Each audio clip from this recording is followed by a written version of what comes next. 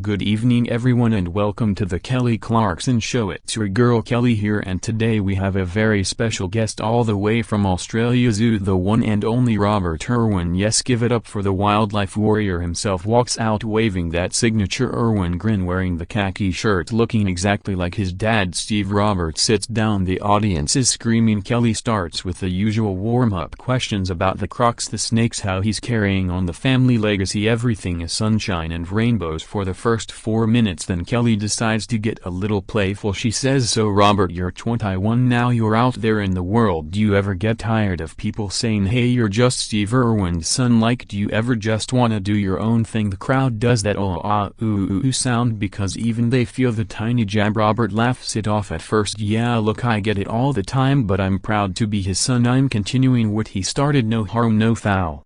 Kelly smiles, but you can't see in her eyes she wants to push it further, because that's what daytime talk shows do, they poke until something bleeds. So she goes again, "But come on Robert, be honest, doesn't it ever feel like you are living in a shadow, like people only care because of who your dad was?" The audience goes dead quiet. Robert's smile freezes for half a second, then he leans forward and says, "Actually Kelly, I think it's a bit rich coming from you." Kelly's eyebrow shoots up. "Excuse me?" She laughs, thinking he's joking. Robert doesn't laugh back. He goes, "You built your entire career off one reality singing show 18 years ago, and every single time you open your mouth people still call you the original American Idol. So maybe before you talk about living in someone's shadow, you should look at the massive shadow that talent show still casts over everything you do." The studio drops into pure silence. You can literally hear the air conditioning. Kelly's mouth opens but nothing comes out for 3 full seconds. The audience is gasping. Some people are wisp "Oh my god, did he just..." The producers off camera are doing that throat/motion, but the mics are hot. It's live. Robert keeps that same calm smile, but his eyes are locked on Kelly like a python on a rat, and that's when the internet basically exploded in real time. Kelly tries to recover. She forces a laugh and says, "Wow, okay, someone came ready to play." Robert doesn't let her slide. He goes, "No, you started this, you asked for honesty, so let's be honest, you've got a talk show now, but every guest, every musical performance, every viral moment still gets compared to that one season of Idol in 2002. I'm 21 and I've already filmed 14 seasons of my own television shows, written books, run an international zoo, but sure keep telling me I'm just riding my dad's coattails. Meanwhile your whole set is designed to look like the Idol stage from 20 years ago. Tell me again who's stuck in the past." Kelly's face is turning red. She's gripping the armrests. You can actually see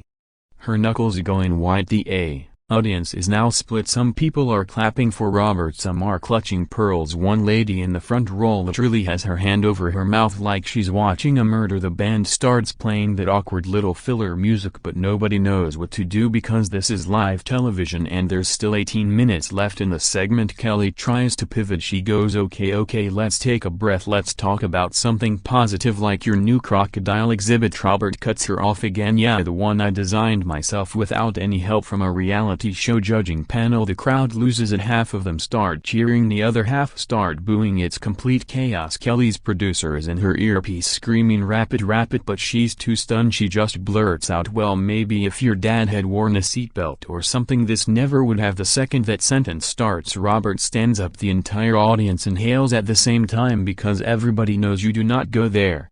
You do not bring up Steve Irwin's death like it was his fault. Kelly realizes half a second too late. Her eyes go wide. She tries to backtrack. No, I didn't mean." Robert just looks at her dead in the eye and says, "My father died doing what he loved, educating the world about animals, something you wouldn't understand because the only thing you've ever fought for is a bigger paycheck from NBC." And with that he drops the mic, literally drops it on the floor, turns around and walks straight off stage while the audience is screaming in every direction known to man. Backstage is pure pandemonium. Staff are running around like headless chickens. Security is trying to figure out if they need to escort Robert out or protect Kelly. The control room is yelling cut to commercial, but the satellite delay means the whole thing has already aired coast to coast. Twitter or X, whatever we're calling it today, is on fire within 30 seconds.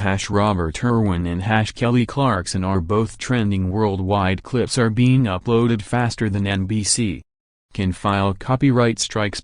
People are making side-by-side videos of Kelly's face when Robert said the idol shadow line. It's already got 12 million views. Somebody superimposes the Jaws theme over Robert walking off stage. It's the funniest, most brutal thing the internet has seen all year. Meanwhile, Kelly is still on stage trying to save face. She's laughing nervously, going, "Okay, well, that was intense. I guess we touched a nerve. Everybody calm down. We're gonna go to break, and when we come back we have a performance from Meghan Trainor," but her voice is shaking. You can tell she's about to cry. The second they cut to commercial, she rips the earpiece out and just screams, "What the hell was that?" Off camera you hear someone say, "Get me legal now." Robert by this point is already in the parking lot. He jumps into the waiting car, does a quick selfie video for his Instagram stories, calm as anything, just says, "Hey guys, just left the Kelly Clarkson Show. Bit of a spicy one today. Remember to respect wildlife and also respect boundaries, mate," and posts it. By the time he lands back in Australia, that video has 200 million views. His follower count jumps by 3 million overnight. Merchandise sales on the Australia Zoo website crashed the server because everybody wants a crocodile hunter shirt now more than ever. The fallout is nuclear. Every major news outlet is running the clip on loop. CNN has a panel debating, was Robert Irwin justified or did he cross the line? Fox News is calling him a legend. MSNBC is calling him disrespectful to women. The View literally spends 45 minutes yelling about it. Whoopi Goldberg says Kelly had it coming. Joy Behar says Robert needs to learn respect for his elders. It's the dumbest culture war fight of the year. Meanwhile, Kelly posts a Notes app apology on Instagram. That classic celebrity move. "I'm sorry if my words caused any hurt. Tonight was supposed to be fun. Sometimes things get heated, blah blah blah, but the comments are disabled because the internet is tearing her apart. People are digging up old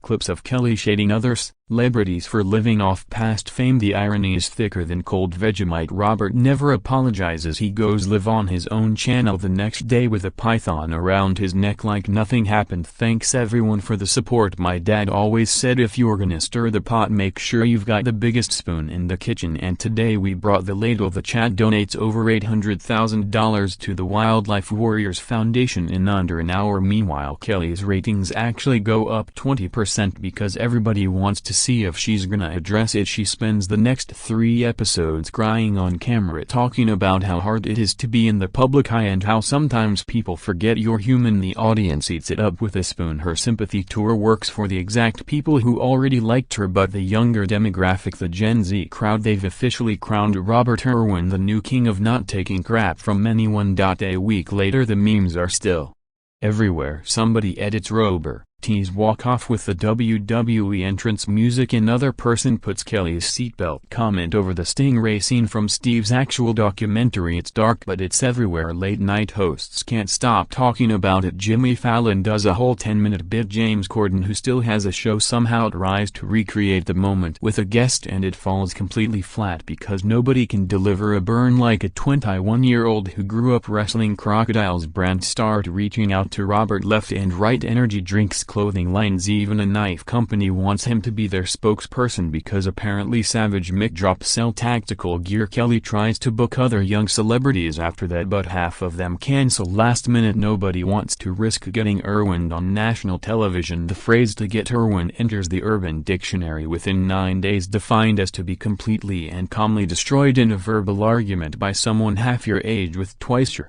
composure. Meanwhile, Robert goes back to Australia, feeds some Crocs, films a normal episode of Crikey It's the Irwins, and never mentions Kelly's name again, which somehow makes him look even cooler. The whole thing becomes a masterclass in how to win a public fight. Don't yell, don't curse, just speak calm, clear facts, and then leave the building while the other person is still trying to process what just happened.